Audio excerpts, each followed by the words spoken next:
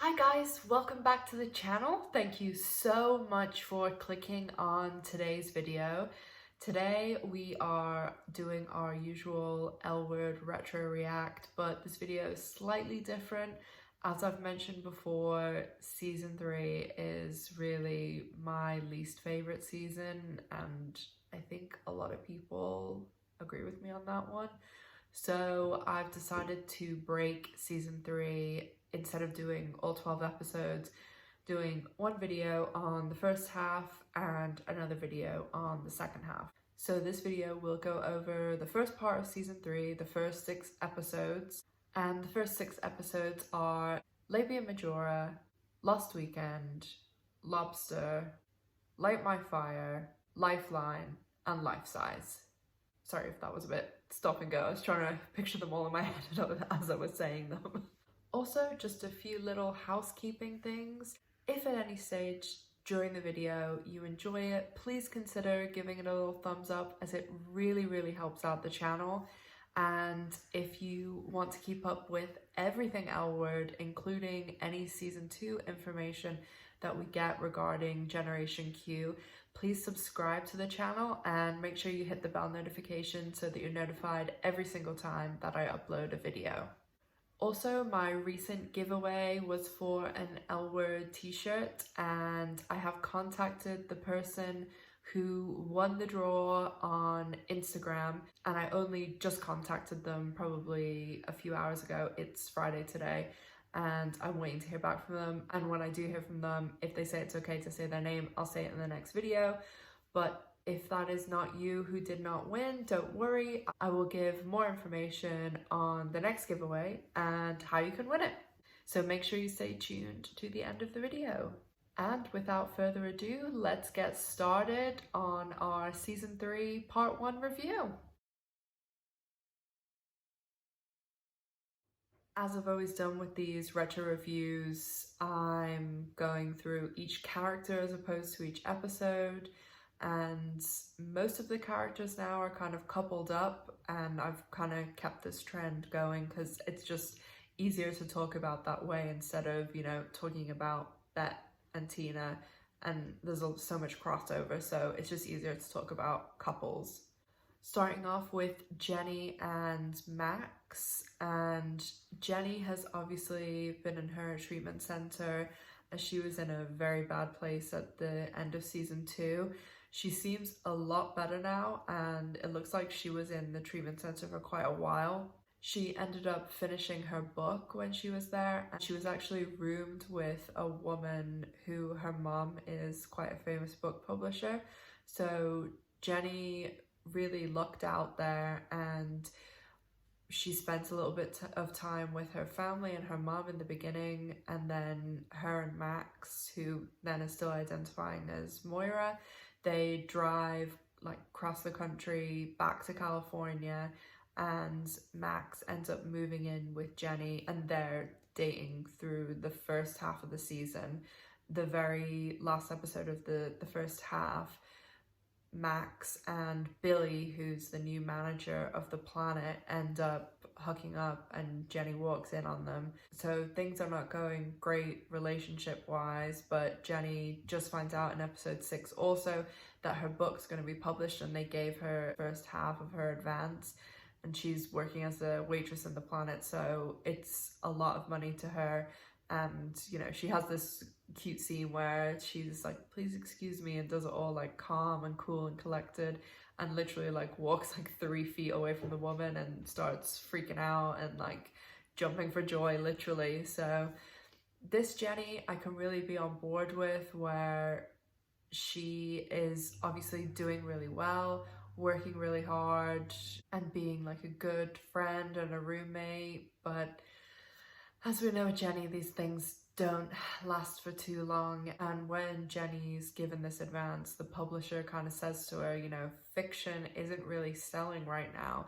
How much of your story is nonfiction? How much of it's true?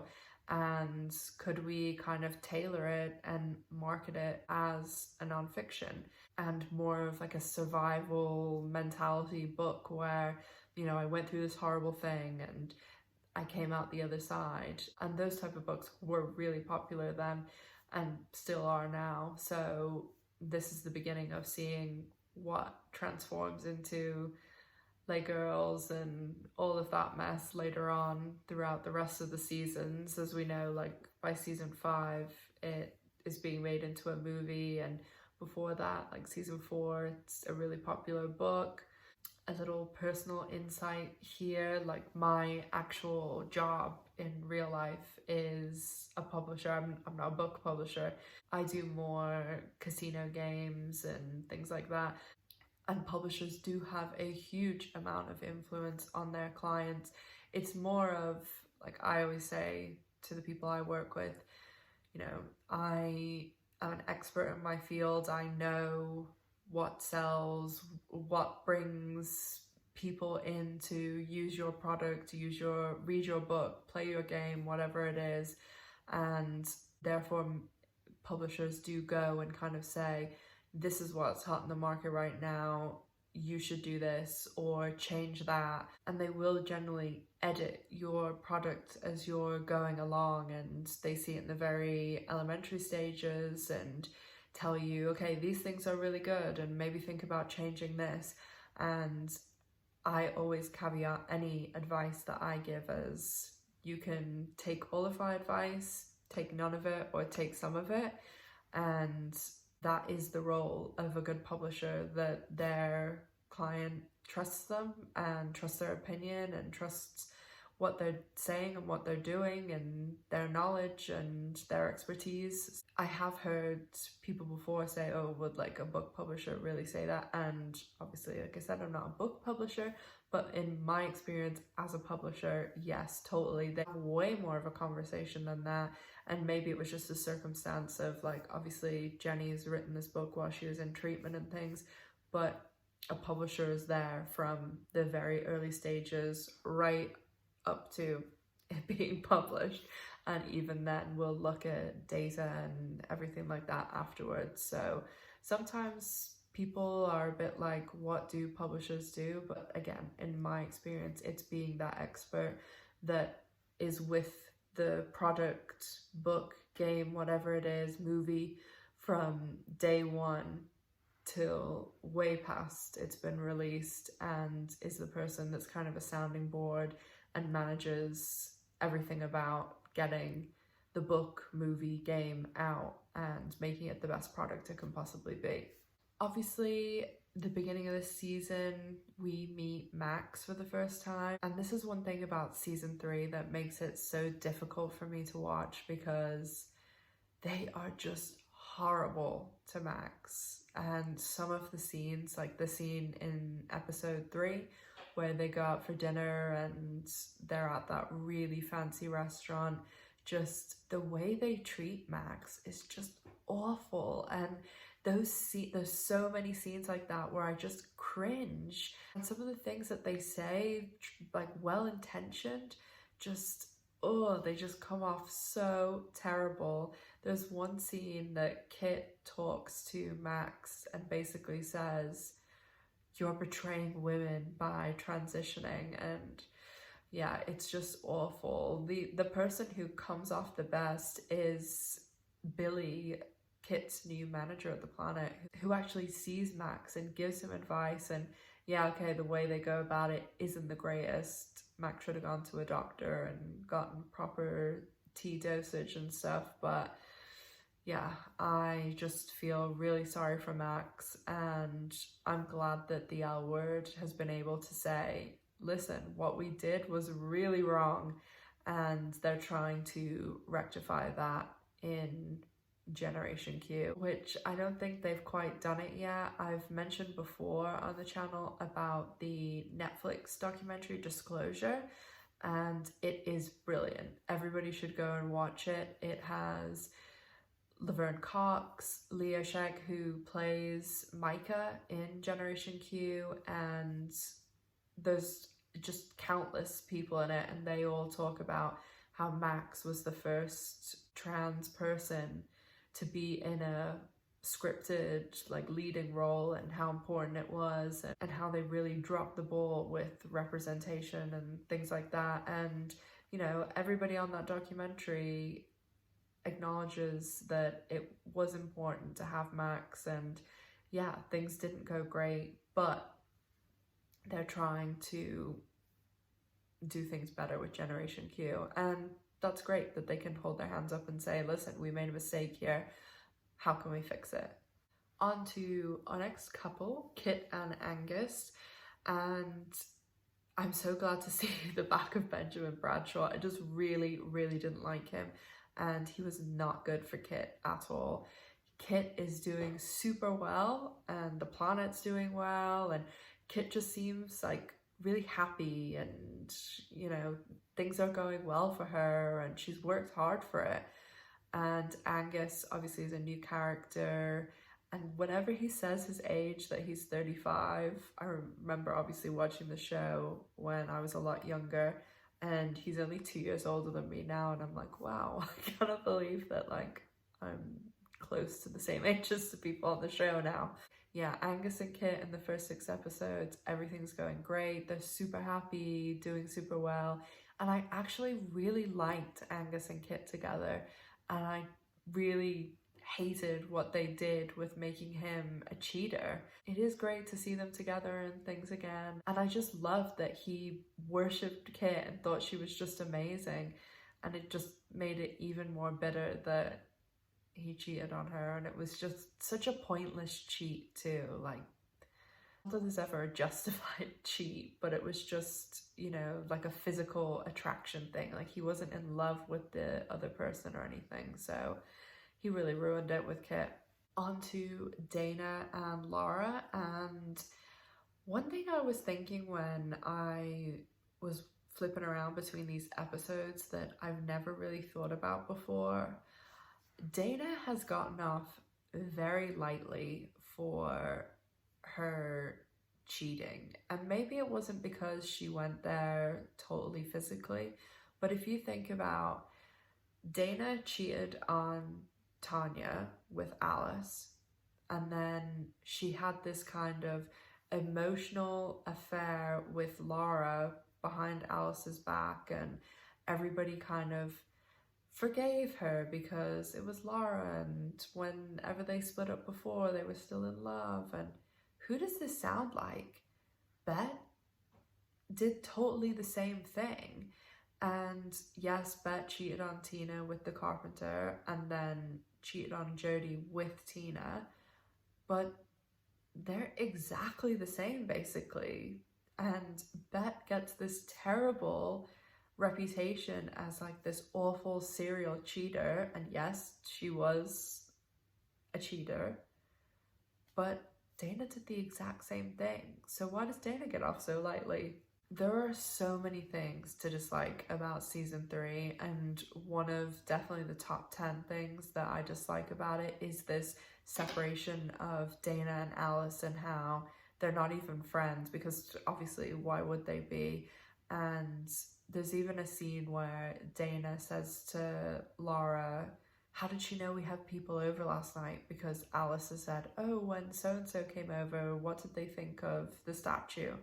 And it's just the way that she says it too, I just feel so bad for Alice, and I'll talk a bit more about this when I talk about Alice, but Dana is just, I know that Alice is really not helping herself, but Dana is the one who was with Alice, they were so in love, and then Dana like tossed her aside. And I do really like Dana, but I just really feel bad for Alice. And then obviously everything gets pushed aside when Dana gets the like awful news. And in the first 6 episodes, you kind of don't know where they're going. And I know when I first watched this season, in the beginning, I did think like, oh, this is just going to be a scare. I definitely didn't think that they were going to kill Dana off. And obviously now, watching it, knowing what's happened, it's just, oh, I really hate watching the episodes and the scenes with Dana, and especially in a really bad place emotionally, and her parents and Lara are really going through like hard times because of it, and Alice and everyone, it's just a really tough situation. And when Eileen Chaikin was on the Pants podcast a couple of weeks ago, she was talking about the Dana thing, and she's been open the past few years and said, I really regret killing her off. I probably wouldn't now if I had to make that same decision again. But she did say it was an important thing to do because when they were in the writer's room, they all had experiences like this with friends or family. And I honestly believe there are people out there that this storyline will have saved their lives. Whether it's they went and got checked, whether they found something that gave them courage to go get checked. There are people every single hour that are getting diagnosed, and it's important, especially to show women, go get checked. And this is my public service announcement. If you are a woman, go and get your checkups. And all the men out there too, go get checked, go get everything. Just do it for the people that you love. If you enjoy watching this channel, go and do it for me too. I also love how when all these scenes are going on with Dana, that she's wearing Free City pajamas. And I see this all the time on the show. They're in like, you know, casual, you know, sweatpants and t-shirts or even actual pajamas, and they're wearing Free City stuff. And that just shows you the kind of class of people that we're dealing with, like money-wise, because I own a few Free City things. I've got a couple of pairs of sweatpants that are actually super comfy. I have 3 or 4 t-shirts, and I have 2 zip-up hoodies. Those t-shirts are so expensive, and I definitely wouldn't be wearing them as pajamas. Next up is one of our single ladies, not in a couple, one of only 2 people that I'm not talking about in a couple, and that is Helena. And the one reason that I'm glad to leave season 2 is because season 3, of all the bad things that happen, one of the good things that happens is Helena starts her transition away from villain to actually really awesome human being. And I think a big reason for Helena doing that is her friendship with Alice. I honestly think one of the best people on the show and best friend to have on the show is Alice. She's always there for people. She's always, you know, sticking up for someone, just being a really good friend. Like anyone who falls in hard times, they always go and stay with Alice. A lot of the time I always say I identify with Bette, but sometimes I really identify with Alice, especially the always being single and screwed over by women thing. Helena, Bette, Tina also seem to sort of come to a neutral ground, and when they're having a party for Angelica, even Alice, thinking it's a party for her, says, oh, I want to invite Helena, and Bette gives her reluctant approval for that. In the first episode, we see Helena going to a tarot card reading, and she's really into it and believes it, and it's not something that I super believe in or anything, but I have had one really good experience with tarots and one really bad. The bad one was the second one I went to, and it was close to where I used to live in Tampa, Florida. And the person who was doing the reading, one of the first things they said was, you're gonna meet someone, and once they said he, I was like, this is a load of rubbish. But the very first time I went to any sort of like fortune telling person, it was about 2 days before I moved to America, and I was staying in Portlaoise, which is this tiny village in Ireland, with one of my friends, and we went to the store to just like get food, and there was this little caravan in the parking lot, and it was like one of the Irish gypsies, and they were doing fortune telling. And obviously I was like, oh, I'm making this big change in my life, I'm going to America. And my friend's mom, it's like one of my friends from childhood, and we're very close and always have been, and I'm close with her family. I even have a bedroom in their house. Her mom was like, okay, why don't we go? And they had all these rules that you had to go in alone. You weren't allowed to say anything when you went in. You just had to sit down, and she would start the reading. And this woman was so on the money.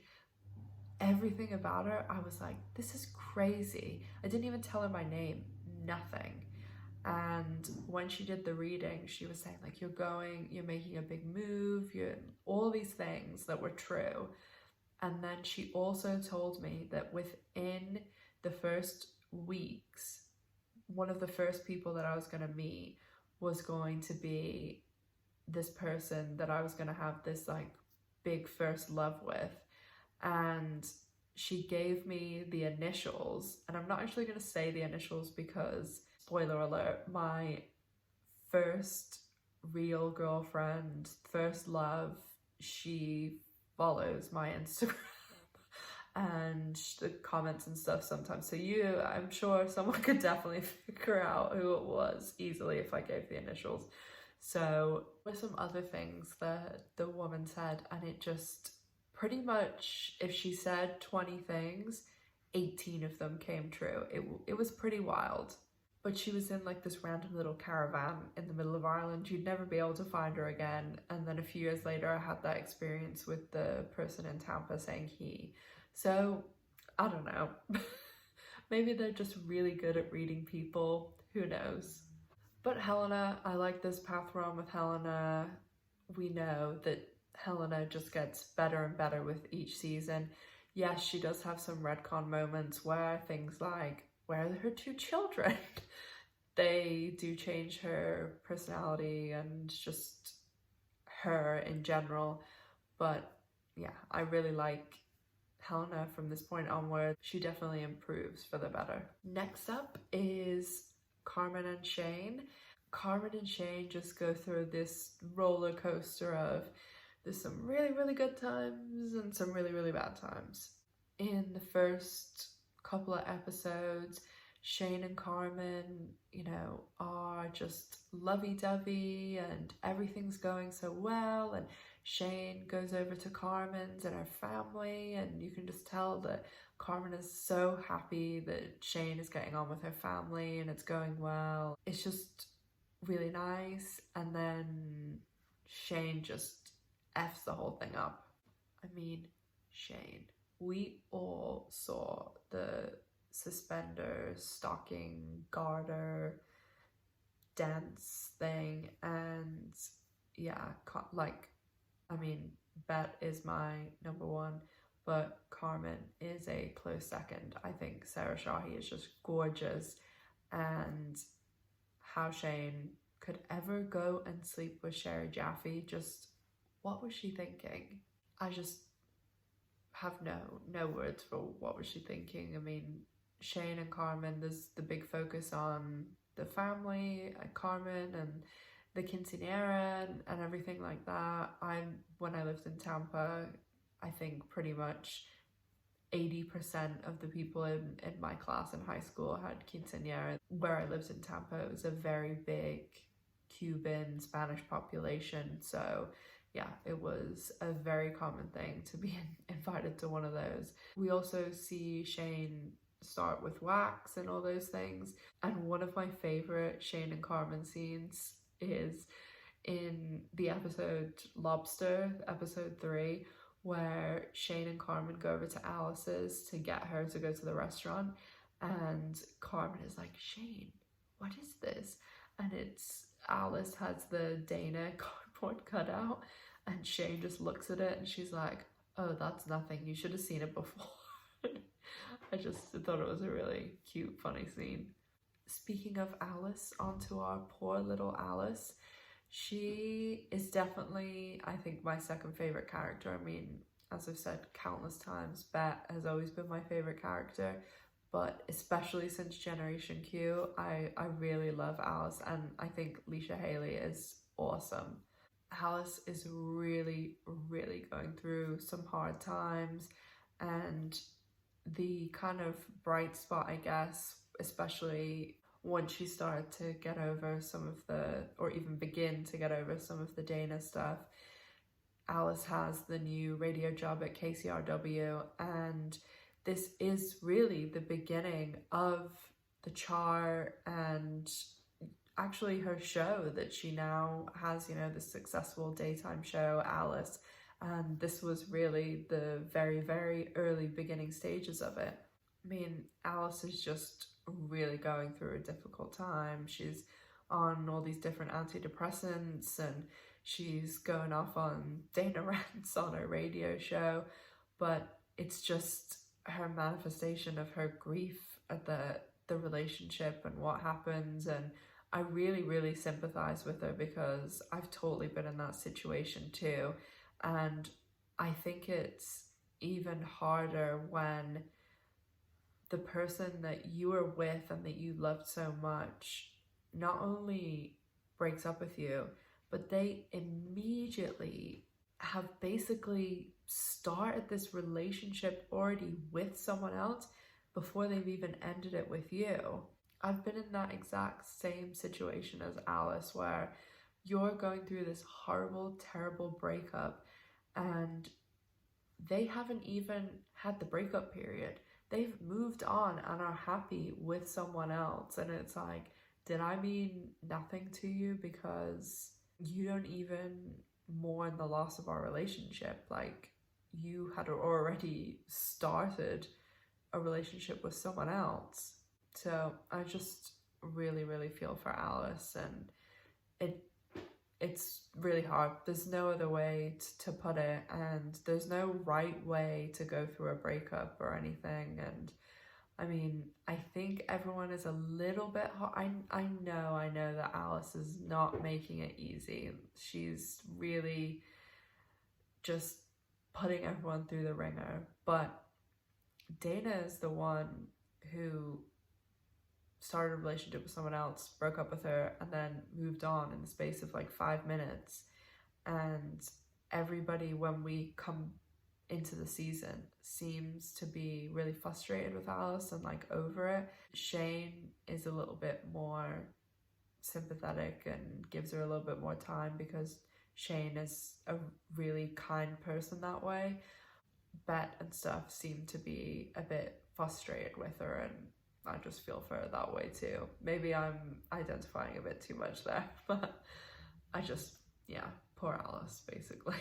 And of course, on to most of our favourites, Bette Tina. But this is just, watching season 3 now is even more difficult because it's just really tough stuff. I mean, we come back, season 3, we just ended last year, talking in real time, that they'd had Angelica, everything was going great, they were happy, and it's immediately clear that things are bad. They've lost their spark, they've lost their Bette Tina-ness, things are going really bad. We see them at the therapist and they're experiencing lesbian deathbed. Like, I just don't understand why they did the storyline. I really don't. Even all these years later, had them go from literally 2 episodes ago that they were so happy and back together and Bette just adoring Tina and they had this passion and spark, and then all of a sudden, not only are they constantly arguing, but Tina's like, surprise, I want to be with a man. Like, what is going on? And why would anyone think that is a storyline that we wanted to see? I can turn on any other television show in the world and see a woman with a man. That's not what I want from the L Word. Even in the first episode when they're at that therapist's office and the therapist is asking them and giving them some like tips and packages and things to buy, and they're just like looking at each other, and you can see that is just trying anything, wants to do anything to get Tina back, and it's like Tina is checked out of that relationship. Over the next few episodes, all you see is that Bette is just desperately clinging onto her, and it's like the Dana Alice Lara thing of when they were going through that a few episodes ago. And again, in my life, I've totally been the Bette too, where you can see the person literally slipping away, and anything you do, no response, nothing. Even if, like Tina wanted, like people wanted, that they want you to be open and talk about your emotions and all these things, and it's actually freaky. I've been in that same situation in the dark night, lying in bed, saying all these things that you're worried about, and opening your heart and everything about you that this person has said they've wanted forever, and Tina is asleep and doesn't care. And it's like, you wanted you wanted her to be open and make room for you and all these things, and then you just check out. And not only check out, then you're online. Lindsay 76. I mean, at least in that episode we can figure out Bette and Tina's ages, because I'm assuming 76 is the year Tina was born. And then in the beginning of that episode is where it's the Bette flashback, which it's super cute what they did, where they had Jennifer Beal, well, the young Bette, wearing the Flashdance sweatshirt. And I also liked how they did that flashback scene with Jennifer Beal's voice and then another young actress, obviously, but like in the dark, so you could kind of still, if you squinted, it looked like her. That is probably one of the only things that I really liked about season 3, was in the beginning of each episode and the openings that they would have this connected story, and then in the last episode it all connected up. Anyway, back to Bette Tina. So, I mean, in the episode Lobster, where Bette is even going to sell some of her Kiki Smith art, and this is another whole thing with money and stuff on the L Word, like they are all very wealthy, and I know I could not work for 6 months and still live the same extravagant lifestyle that they do, and they're both not working. Have a nanny. I'm just, you know, it's definitely different to probably most people watching the show. But anyway, Bette hasn't worked for 6 months and she's being particular, which totally justified. Do what you love. And she's, you know, saying, oh, I'll sell some of my art and stuff. And Tina's saying, you know, we can't afford Angus, we need to make some cutbacks and this and that. And it's different from other people. Like, they're saying, oh, we need to watch what we're spending, but they're sitting on these art pieces that are worth a fortune. You know, they could just go and sell the piece of art and get, I don't know, 50, 80, 100k, God knows what some of Bette's collection worth, because she seems to have a lot. But most people in the world, if, you know, times are tight, they can't just go and sell something that is worth a fortune. I mean, I used to work in movies and stuff like that, and I have some really cool movie posters and autographs and stuff, and there's a couple that are worth a couple of grand, but I'm definitely not going out and selling one of them for like 50 grand or something. One funny thing I did notice, that if you watch all these episodes like quite quickly together, and I did skip around because I'm not going through the whole trauma of season 3, is that because I'm watching them like all one after the other, the props department hiding of Jennifer Beal's bump, because she was pregnant throughout season 3, and it's just like any situation, she's like sitting in this weird awkward position to like hide her stomach, or she has an enormous bag of groceries but it's like sitting quite far out because obviously like she has the bump. So I just thought that was a funny thing to notice. Another, well, no, I wouldn't say funny, but another thing I noticed was when Bette gets the call about her grant being taken away, and she says this administration is criminal, like talking about the Bush administration. And it's really sad when you're longing for the days of moderate and typical old rich white man corruption, and not the current lunacy corruption that we're undergoing right now between Mr. Cheeto and him performing nepotism with his entire family, shoving them all in the White House.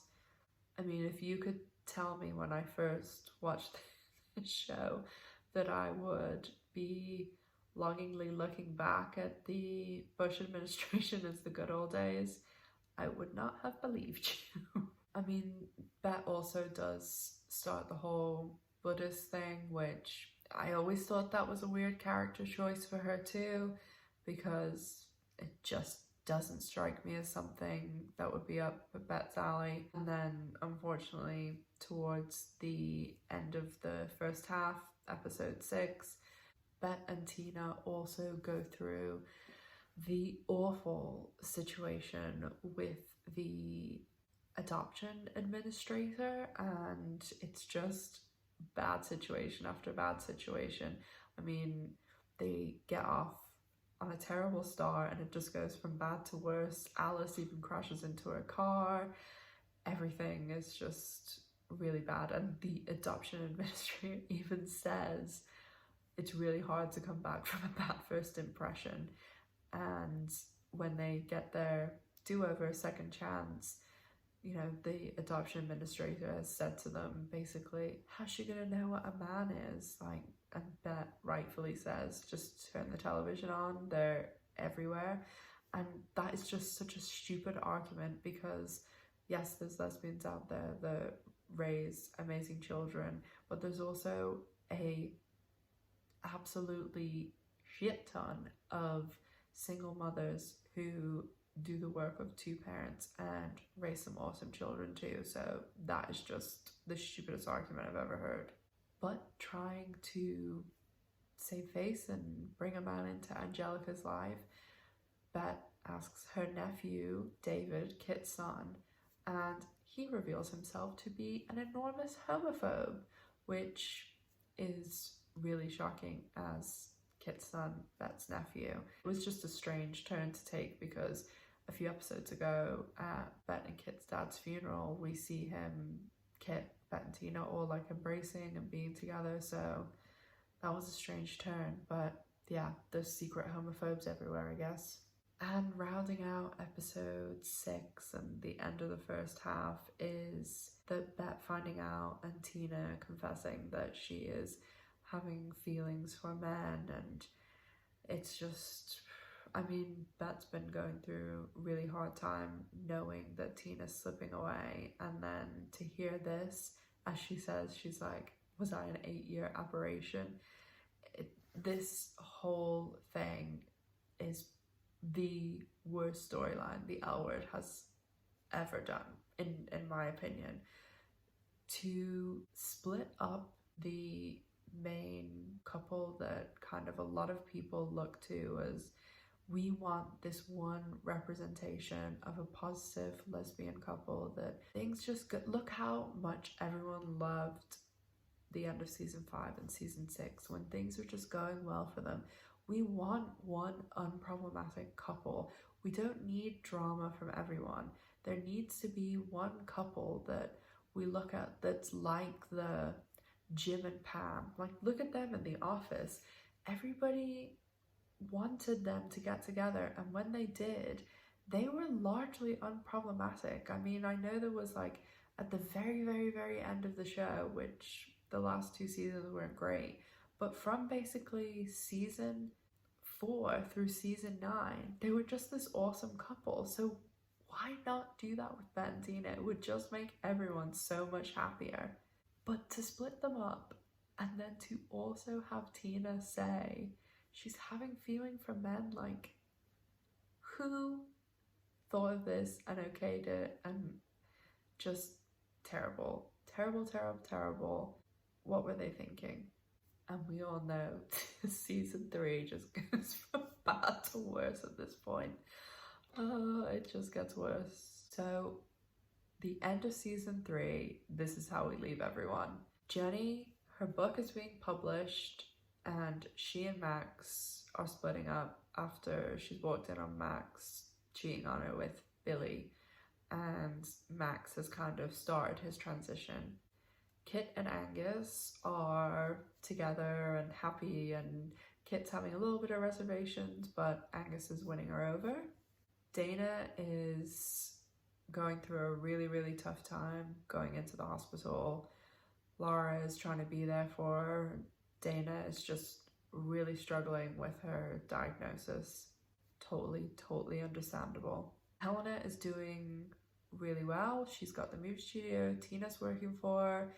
She's got this friendship with Alice. Her and everybody else are okay and moving forward. She's doing well, and the Dylan thing's coming in too, and yeah, there's a lot going on with her, but so glad that she's not being portrayed as this villain anymore.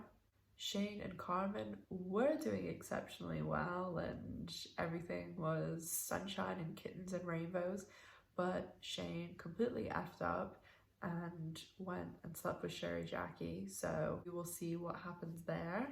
Alice has just started to get over Dana and has been with the vampire woman, but maybe this was the little rebound that she needed.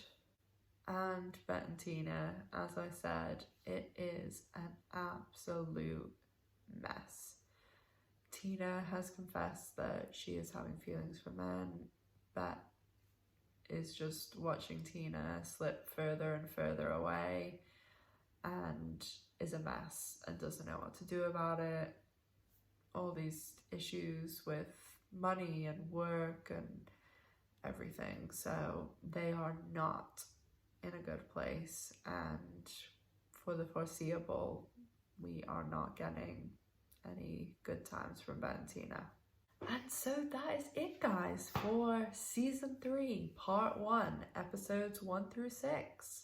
As I've not made any secret of, I'm just not a fan of season 3 at all. There's really little material that I enjoy from this season, and the second half is just even more painful. If you enjoyed this video, guys, please consider giving it a like, as it really helps out the channel, and I would be super grateful. Don't forget to subscribe to the channel and hit the bell notification so that you're notified every single time that I post a new video.